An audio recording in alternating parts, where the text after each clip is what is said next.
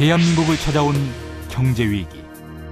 국민들의 가게에도 웃음꽃이 사라지고 있는데 어려운 문제를 해결하기 위해서는 정부와 국민이 또 중앙과 지방이 한 마음으로 같은 방향으로 노력을 해야 시너지를 낼 수가 있는데 솔직한 말씀은 우리가 대단히 분야별로 부처별로 또 중앙과 지방 간에 서로 칸막이를 쳐놓고 협업을 하지 못하는 것이 현 주소입니다. 함께 성장하기 위해 지금 가장 필요한 것은 모두의 소통. 개방, 공유, 소통, 협력이라는 그 핵심 가치, 이 수단적 가치입니다만 이 가치를 국정 전반에 적용 확산시켜서 국가적인 추진 동력을 만들어내고 또 국민에게는 맞춤형 서비스를 제공하고 또 새로운 일자리를 만드는 그런 혁신 프로그램입니다. 소통과 개방, 공유, 협력을 바탕으로 국민과 함께 달려나가기 위해 정부가 마련한 혁신적인 방법. 혁신을 통해서 국가 발전을 추동을 하고 국가 발전이 국민 행복으로 선순환될 수 있도록 혁신을 해나가겠다는 것이 정부 3.0입니다. KTV 파워 특강. 안전행정부 박찬우 차관의 강연을 통해 기획부터 실천 방향까지 정부 3.0에 대한 모든 것을 들어봅니다.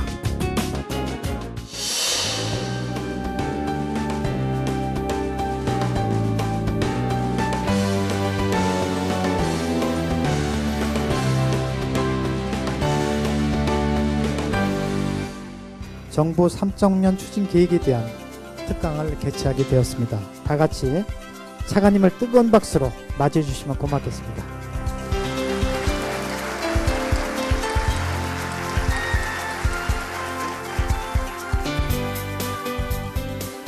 정부 3.0 좀 딱딱한 주제인데 편한 마음으로 들어주시면 좋을 것 같습니다. 제가 이 정부 3.0을 담당하는 사람으로서 조금 쉽게 설명을 좀 드리고자 합니다. 전체 설명드리는 그 순서는 왜 이 시점에서 정부 3.0인가, 그리고 정부 3.0이 무언가, 정부는 정부 3.0을 통해서 무엇을 하려고 하나, 이런 순서로 말씀을 드리겠습니다. 다 아시는 내용입니다. 지난 60년 동안 대한민국 엄청난 성장을 했습니다. 나라를 발전시키고 또 민주주의를 이룬 그런 위대한 성취를 했는데 문제는 그런 성장의 그늘이 있다는 겁니다. 이런 국가 발전을 앞으로도 지속적으로 해낼 수 있느냐 하는 부분이 현재 이 시점에서 우리 국가가 당면한 과제입니다. 아시다시피 그 양극화 문제라든지 또 저출산 고령화 문제, 그리고 지금까지 해왔던 이 산업시대의 성장 전략이 앞으로도 우리를 3만 불, 4만 불 이런 지속적인 발전을 달성을 해줄 것이냐 하는 문제, 그리고 우리 주변에 여러 가지 그 위기와 관계된 문제들, 무슨 뭐 남북한 문제라든지 사강에 둘러싸인 지정적인 구조라든지 또 지나치게 높은 대외 의존도, 그 외국의 작은 문제 하나만으로도 우리는 독감에 걸립니다. 그래서 현재까지 우리가 이룩한 이런 경제 성장 또 국가 발전이 대단히 깨지기 쉬운 것이다. 그래서 앞으로 이런 것들을 지속적으로 유지하고 발전시키기 위해서는 좀 더 남다른 각오를 가지고 노력을 해야 된다. 그런 문제의식을 가지고 정부 3.0을 추진하게 됐습니다. 이거는 G20 회의를 할 때 세계 유수 국가의 국가 원수들을 초청을 해서 G20, G50을 했습니다. 그때 G20을 할 때 그 월스트리트 저널에서 이런 사설이 났어요. 한국이 G20을 개최할 만큼 엄청난 경제 성장을 했지만 한국은 불편한 진실을 만나게 된다. 앞으로 이러한 발전을 계속 할 수 있을지에 대해서 대단히 네거티브하고, 한국이 지속적인 발전을 하려면 뭔가 아주 근본적이고 힘든 변화를 만들어내야 한다. 저희 문제의식하고 똑같습니다. 정부 3.0은 이러한 문제의식을 가지고 그런 문제를 극복하기 위해서 박근혜 정부가 추진하고 있는 정부 혁신 프로그램입니다. 개방, 공유, 소통, 협력이라는 그 핵심 가치, 이 수단적 가치입니다만 이 가치를 국정 전반에 적용 확산시켜서 국가적인 추진 동력을 만들어내고 또 국민에게는 맞춤형 서비스를 제공하고 또 새로운 일자리를 만드는 그런 혁신 프로그램입니다. 여기 4대 국정기조를 보시면 앞에서 말씀드린 그 우리 국가가 당면한 그 문제를 해결하겠다고 하는 그런 과제입니다. 우리가 엄청나게 경제 발전을 해왔지만은 지난 15년 동안 정체되어 있습니다. 2만 불 트랩에 걸려서 우리가 한 걸음도 나가지 못하고 있는 그런 상황이에요. 그래서 그런 문제를 극복하고 우리가 선진국으로 도약하기 위해서는 새로운 성장 동력을 만들고 새로운 성장 전략을 추진을 해야 한다. 또 그걸 통해서 경제를 부흥시켜야 한다. 이게 첫 번째 국정기조입니다. 또 두 번째 국정기조는 국민행복인데 23,000불입니다. 작년 GNP가 23,000불인데 우리 국민들은 그렇게 행복해하지 않는 것 같습니다. 어떤 조사에 의하면은 148개 국가에 대해서 조사를 했는데 행복지수가 우리가 98등이에요. 97등입니다. 그리고 국민 중에서 스스로를 중산층 이상이라고 대답한 국민이 과거에는 한 60, 70% 정도 됐었는데 재작년에 조사를 해보니까 한 30% 수준밖에 안 돼요. 왜 그렇게 됐느냐? 양극화 문제가 기저에 깔리는 것 같습니다. 우리 국민들이 국가는 경제가 발전이 됐는데 발전의 과실을 모든 국민들이 골고루 나누지 못하고 있다라는 그런 억울한 마음을 가지고 있기 때문에 국민들이 행복하다고 느끼지 못하는 것 같습니다. 그래서 국가 발전이 국민 행복으로 선순환되는 그런 사회를 만들겠다는 것이 두 번째 국정기조입니다. 세 번째 국정기조인 문화융성이라는 것은 경제 발전만으로 빵만으로 살 수 없다. 좀 더 문화적으로 또 삶의 가치나 질을 중시하는 그런 것들을 국민들이 원하기 때문에 그런 국정기조를 또 내세웠습니다. 그리고 평화통일 기반을 구축을 해서 지난 반세기 동안에 우리의 목을 누르고 있는 이 남북한의 이 대립 문제를 해결하겠다는 것이 이번 정부의 국정기조입니다. 정부 3.0의 개념을 제가 그려봤습니다.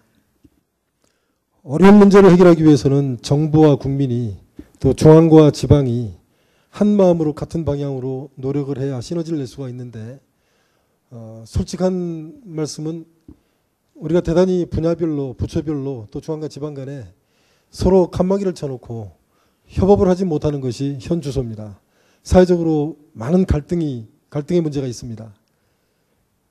국가적으로 당면한 문제를 해결하기 위해서는 정부와 지방이 또 정부와 국민이 개방 공유 소통 협력을 통해서 협력하자는 것이 정부 3.0입니다.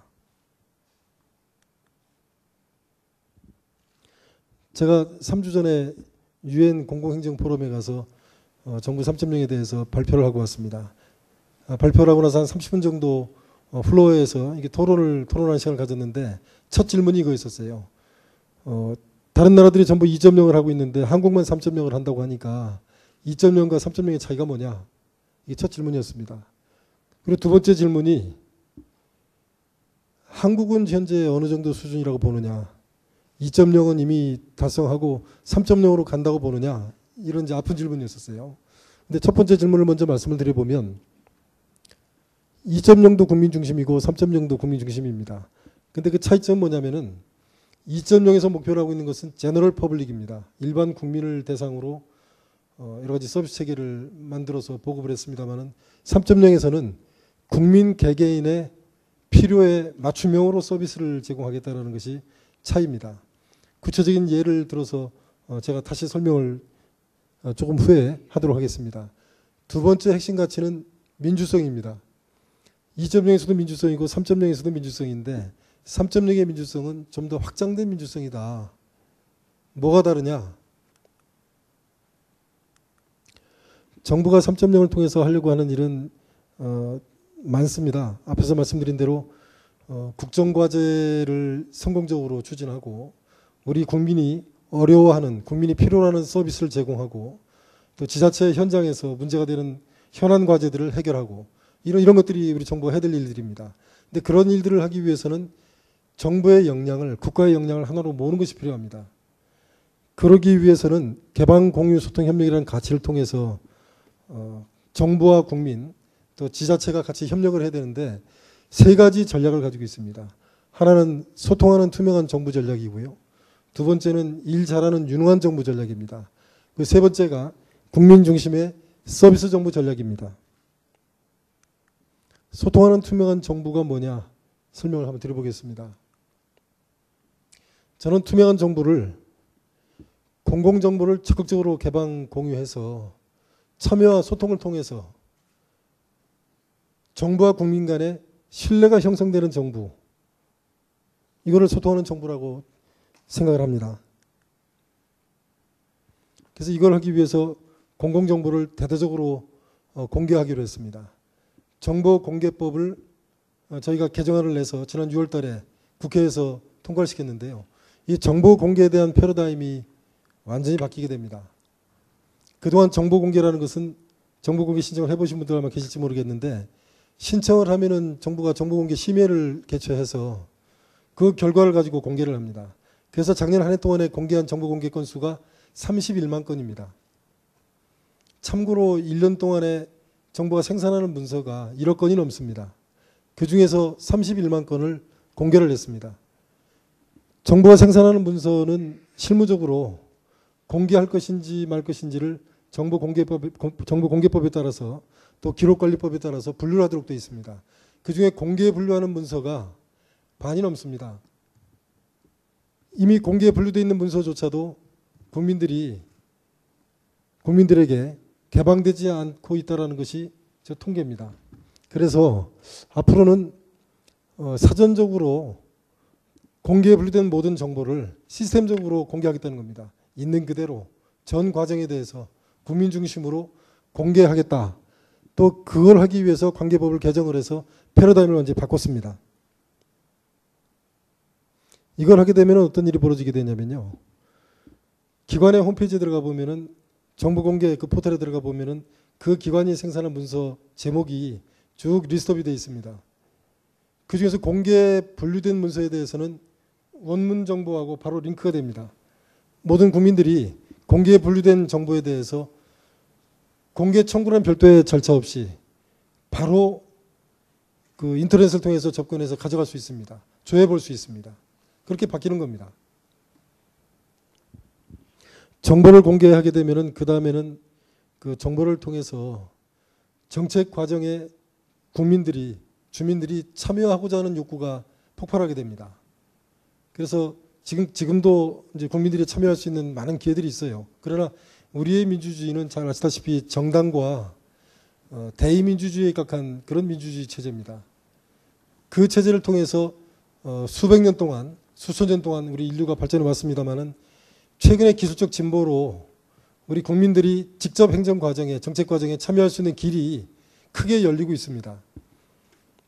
정보 공개를 통해서 국민들이 내용을 알게 되면 아젠다를 설정하고 정책을 수립하고 집행하고 평가하고 피드백하는 모든 과정에 사전적으로 또 사후적으로 그 과정에 참여할 수 있는 길이 열리게 됩니다.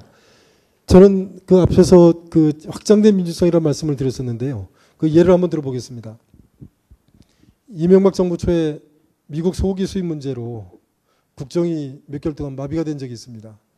그때 차라리 국민투표에 붙이지 왜 저렇게 장기간 국정을 마비시키느냐. 국민투표는 아시다시피 많은 비용이 들고 또 쉽지 않습니다. 그러나 앞으로 이런 이 발전된 기술을 통해서 그 예를 들어서요. 공론투표라는 얘기 혹시 들어보셨는지 모르겠습니다. 그 모든 정보를 공개하고 그 정보에 대해서 전문가들이 다각도로 토론을 하고 그런 지식을 기반으로 해서 수십만 명, 수만 명에 대해서 한꺼번에 설문조사를 하는 겁니다. 거의 국민투표를 대체할 수 있는 정도로 아주 정확한 결과가 나오게 되고요. 그 결과를 국민의 뜻으로 받아들이는 그런 제도가 만들어지게 되면 그런 불필요한 소모적인 정쟁을 할 필요가 없습니다. 또 새로운 정책을 자치단체가 경전처를 새로 만든다든지 또는 청사를 새로 건립한다든지 할 때도 그 지역 주민 간에 많은 논란이 있어요. 그런 경우도 아주 쉬운 방법으로 인터넷을 통해서 설문조사를 통해서 주민의 뜻을 확인할 수 있게 되는 겁니다. 또 정책을 수립하는 과정에서도 직접 참여할 수 있는 루트가 굉장히 많이 생기게 돼요. 그 과정에 직접 민주적인 수단을 통해서 민주성이 확장되는 것을 저희가 지향을 합니다. 정부 3.0은 2.0과 다른 부분이 그런 그 직접 참여할 수 있는 기회가 확장된다는 그런 측면이 대단히 중요하다고 저는 생각합니다. 정부가 가지고 있는 데이터가 대단히 많습니다. 지난 20년간 전자정부를 추진하는 과정에서 약 17,000개 시스템을 저희가 구축을 했고요. 정부가 보유하고 있는 서버가 약 42,000개입니다. 그 속에 엄청난 정보가 담겨 있는데 그에 대한 개방률이 대단히 낮습니다. 심지어는 정부 기관끼리도 공유하지 않고 있는 경우가 많고요. 일반 국민에게 개방되지 않는 것들은 어떤 면에서 봤을 때는 대단히 일반적인 현상이라고 볼 수 있겠습니다. 그 데이터는 사실은 국민의 자산이라고 생각하고요. 국가적 자산입니다.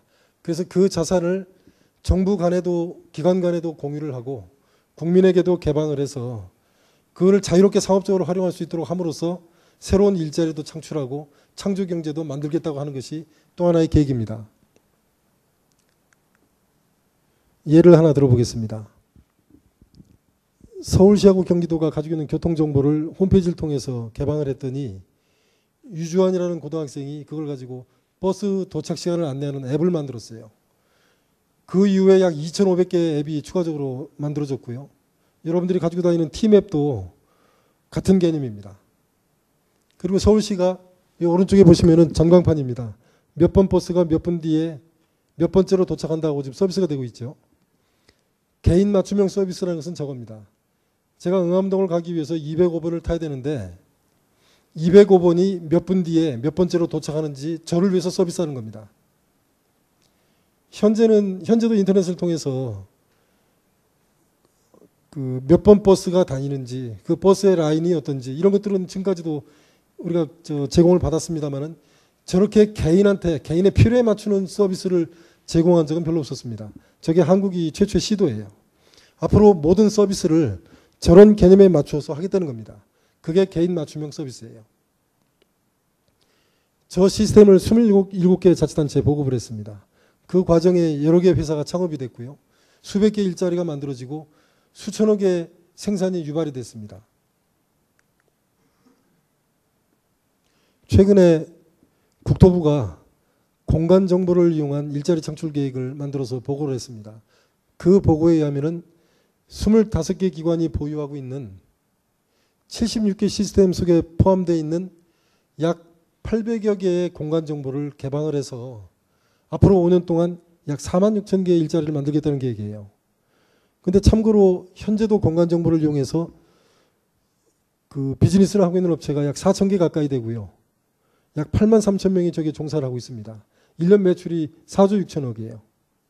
그래서 5년 동안에 추가로 46,000개 일자리를 만들겠다는 것이 대단히 현실적으로 들립니다. 이거 예를 하나 제가 들었는데요. 우선 바탕에 국가 기본 지도를 깔고요. GPS 정보를 이용해서 특히 이제 골프장 정보를 이용해서 그 스크린 골프를 할 수 있는 프로그램을 만들었는데 이게 5년 만에 약 4,700개의 대리점을 만들었고요. 그 과정에서 23,000명의 일자리를 만들었습니다. 이게 우리나라 대전에 있는 회사가 만든 거예요.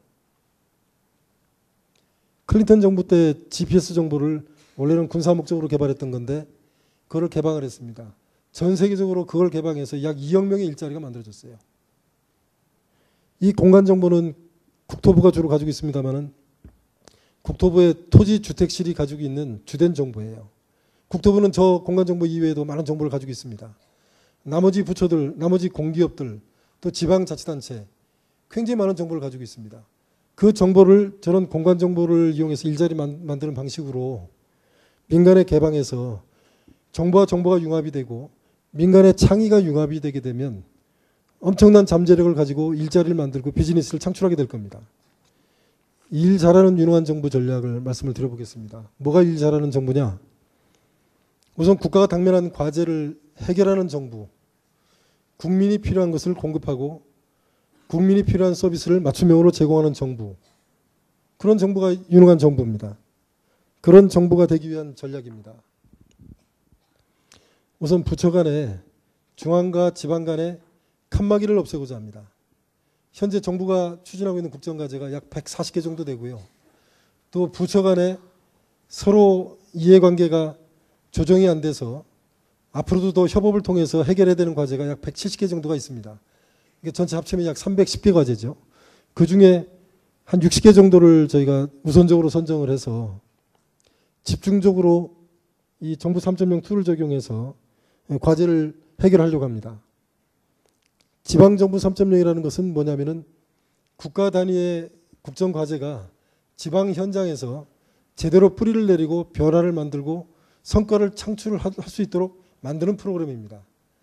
그리고 지방자치단체 현장에서 실제 문제가 되는 것들을 중앙의 과제로 아젠다로 만들고 그것을 3.0 툴을 이용해서 솔루션을 제공하는 그런 프로그램이에요. 1차적으로는 관계기관 간의 정보를 공유하고 시스템을 연계 통합하는 것이 시작점입니다. 행정정보 공유를 통해서 정부가 이미 구축한 막대한 정보를 기관 간에 서로 공유를 하는 겁니다. 또 관계기관끼리 시스템을 연계 통합을 해서 정보가 공유되지 않음으로 인해서 생기는 여러 가지 문제를 일거 해결하자는 것이 이 계획입니다. 정부 조직과 인사, 예산과 평가 이런 이제 기본적인 정부 운영 시스템인데 이 시스템을 대대적으로 혁신을 하고자 합니다. 정부 조직도 지금은 부처 간에 칸막이를 쳐놓고 기관 단위로 조직을 관리를 합니다. 앞으로는 그렇게 관리를 하지 않고 과제 중심으로 관리를 합니다. 문제 해결형 조직으로 조직 관리를 하고요. 또 인사도 부처 간에 또 중앙과 지방 간에 정부와 국민 간의 칸막이를 없애고 대대적으로 오픈 시스템으로 교류를 확대를 해나갈 계획입니다. 그리고 예산과 평가도 과제 중심으로 다 바뀌게 됩니다. 예를 하나 들어보겠습니다. 최근에 화학물질 안전사고가 많이 발생하죠. 그 화학물질 안전사고를 해결하기 위해서 환경부, 고용노동부, 산업부 그리고 소방방재청 이런 관계되는 기관들이 각자 계획을 수립을 했습니다. 그래서 그거를 추진하기 위해서 새로운 조직을 만들고 사람을 늘려달라고 저희한테 협조 요청이 들어왔어요. 근데 저거를 관계기관하고 협업을 해서 전국에 있는 노후 산단에 대한 조사를 했습니다. 전국에 있는 노후 산단을 대략 이렇게 파악을 해보니까 전국적으로 약 6개 지역에 노후 산단이 집중되어 있는 겁니다. 그 집중되어 있는 지역에 합동방재센터를 만들고 관계기관들이 함께 들어와서 일을 하는 그런 새로운 구조입니다. 환경부가 일을 잘하는 것이 중요한 것이 아니라 화학물질 사고를 미연에 방지하고 해결하는 것이 중요하기 때문에 관계기관의 업무 역량을 한때 모아서 현장에서 해결할 수 있는 그런 업무 체계를 만들겠다는 겁니다. 저기에 환경부와 산업부, 고용노동부 이런 관계기관들이 인력과 장비, 자원, 기술, 시스템 이런 모든 것들을 함께 했습니다. 예방을 하고 점검을 하고 또 어떤 사고가 탔을 때 대응을 하고 또 그 뒤에 복구를 하고 하는 모든 과정에 관계기관들이 서로의 칸막이를 헐어내고 또 중앙부처가 자치단체와 칸막이를 헐어내고 같이 협업을 하는 그런 구조입니다. 예를 화학물질 사고를 들어서 말씀을 드렸습니다마는 국정의 모든 분야에 현장의 모든 분야에 저런 것들이 있어요. 예를 들면은 다문화 가족 문제를 해결하기 위해서 약 10개 부처가 각각 정책을 수립하고 사업을 합니다. 현장에서는 모두 지자체로 그 일이 모이게 돼 있어요. 지역 공동체 사업을 하기 위해서 10개 부처가 각각 공동체 사업을 유사한 사업을 합니다. 국민들에게 복지 프로그램을 제공하기 위해서 16개 부처가 1년에 약 92조의 예산을 들여가지고 사업을 합니다.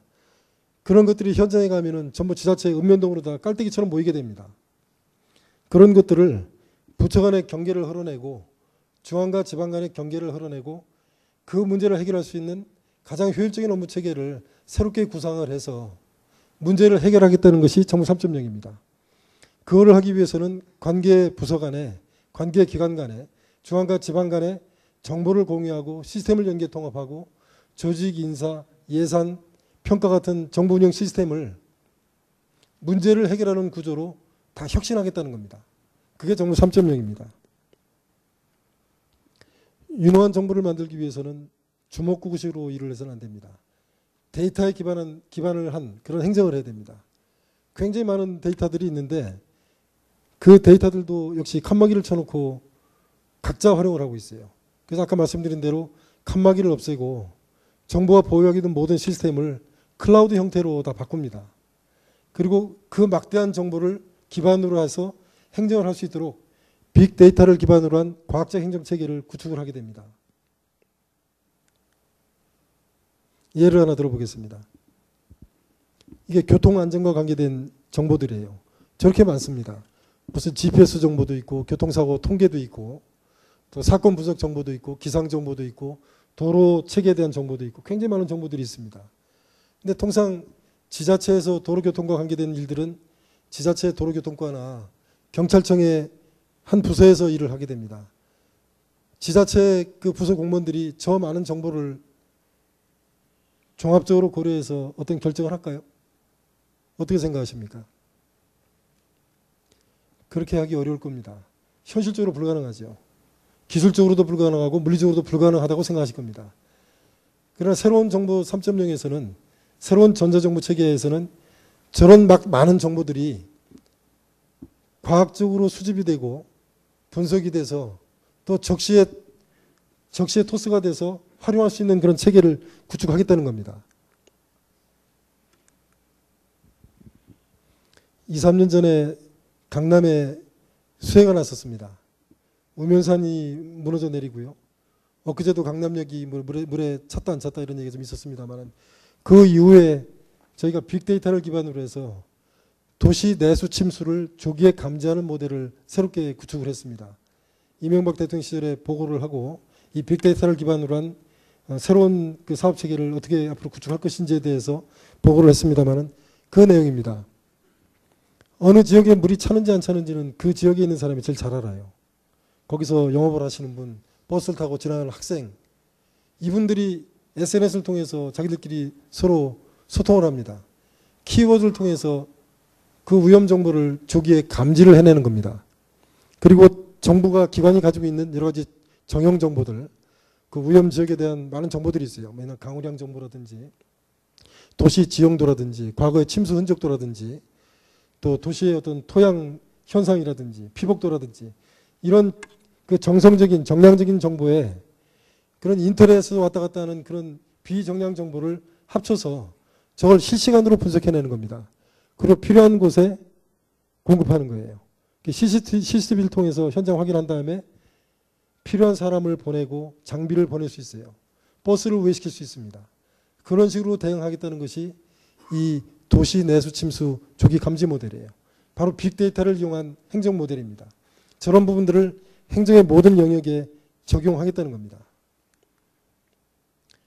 정부 부처가 서울, 과천, 또 세종시, 대전에 4개로 분할이 돼 있어서 많은 걱정이 있을 것 같습니다.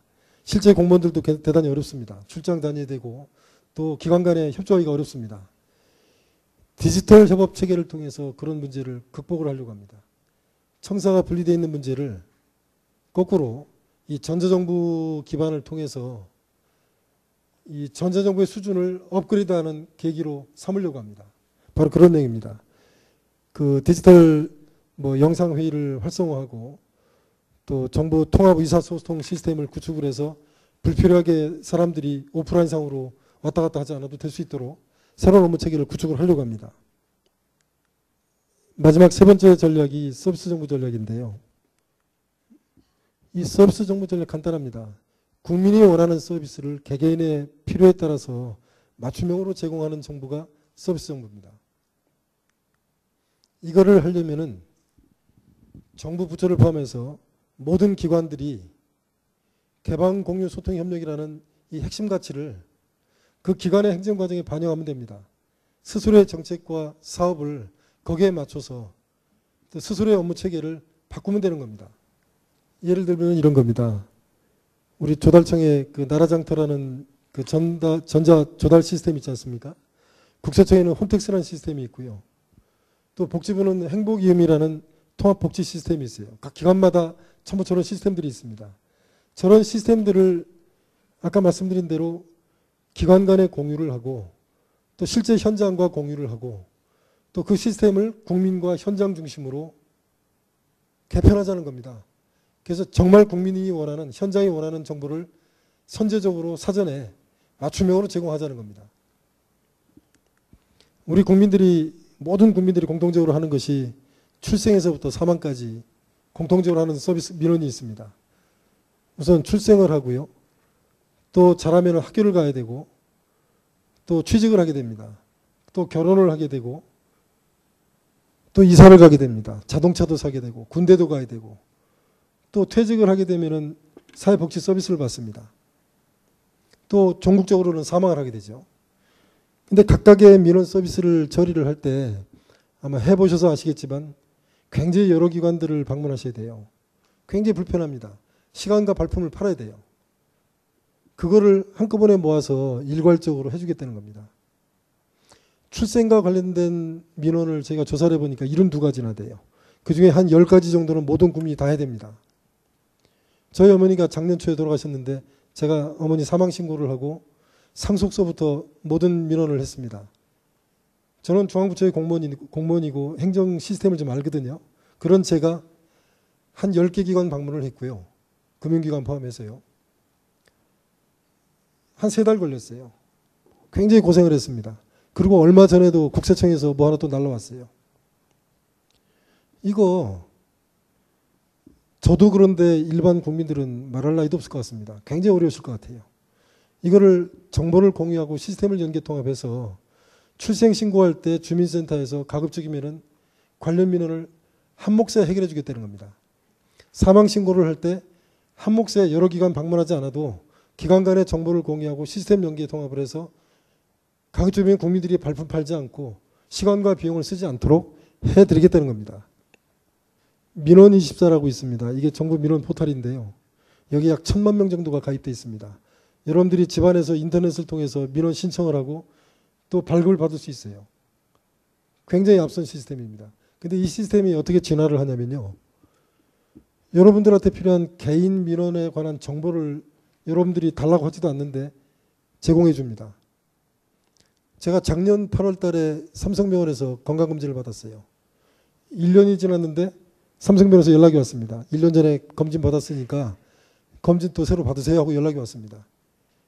병원은 하는데 민간 기업은 하는데 왜 정부는 못합니까? 그건 문제의식입니다. 여러분들의 주민등록번호가 전부 그 안에 있어요. 그러면은 그 주민등록번호를 통해서 여러분들의 여권이 언제 만료되는지, 운전면허증이 언제 만료되는지, 적성검사 언제 받아야 되는지 우리 다 압니다. 세금 고지서가 날아갔는데 언제까지 내야 되는지, 범칙금 언제까지 내야 되는지 정부는 다 알고 있어요. 그런 내용들을 민원24를 통해서 여러분들의 스마트폰을 통해서 미리 제공해 주겠다는 겁니다. 이 국민들이 정부에 돈을 내야 되는 경우가 꽤 있더라고요. 세금을 우선 내야 되죠. 과태료나 범칙금 나면 그거 내야 되죠. 각종 공과금 내야 되죠. 이런 것들을 해당되는 기관에 국민들이 하나하나 다 찾아서 내야 되잖아요. TV 시청료, 공과금, 지방세, 재산세 다 알아서 내셔야 되지 않습니까? 그거 기한 내 안 내면은 또 돈 더 내셔야 되죠. 과태료 물게 되지 않습니까? 이거를 관계되는 시스템을 전부 연계해서 한 몫에 해드리겠다는 겁니다. 이 안행부가 가지고 있는 지방세 시스템하고요. 경찰청이 가지고 있는 과태료 범칙금 시스템, 또 지자체가 가지고 있는 세월 시스템, 그리고 금융결제원 시스템을 연계해서 적어도 지방과 관계된 그 부분에 대해서는 한 몫에 해결할 수 있도록 시스템을 연계해서 해결을 해드리겠다는 겁니다. 이게 맞춤형 서비스예요. 기업에 대해서도 그렇게 하려고 그래요. 이건 중소기업청이 현재 구축하고 있는 건데 이 중소기업 지원하는 그런 프로그램이 이것도 굉장히 많더라고요. 1년 동안에 약 13조 정도를 한 10여 개 기관이 제공을 하고 있는데 이 관련되는 프로그램을 하나로 모은 겁니다. 관련되는 DB를 다 하나로 모은 거예요. 그래서 기업이 어떤 지원을 받아야 될지를 여러 기관을 쫓아다니면서 찾아가는 것이 아니라 이 중소기업청이 구축한 중소기업 이 포털에 들어가면 한 몫에 해결이 되는 겁니다. 지자체 허가민원과를 저희가 만들려고 하는데요. 이미 만들어져 있는 데도 있습니다만은 그 허가민원과에 가면은 지자체 여러 부서를 일일이 방문하지 않아도 중요한 민원은 한 몫에 해결을 해줍니다. 이 허가민원과를 전국적으로 확산을 시키고 현재 허가민원과에서 제공하는 그 인허가 민원을 현재 한 10개 정도 하고 있는데요. 이거를 20개, 30개, 50개 이렇게 늘려가겠다는 겁니다.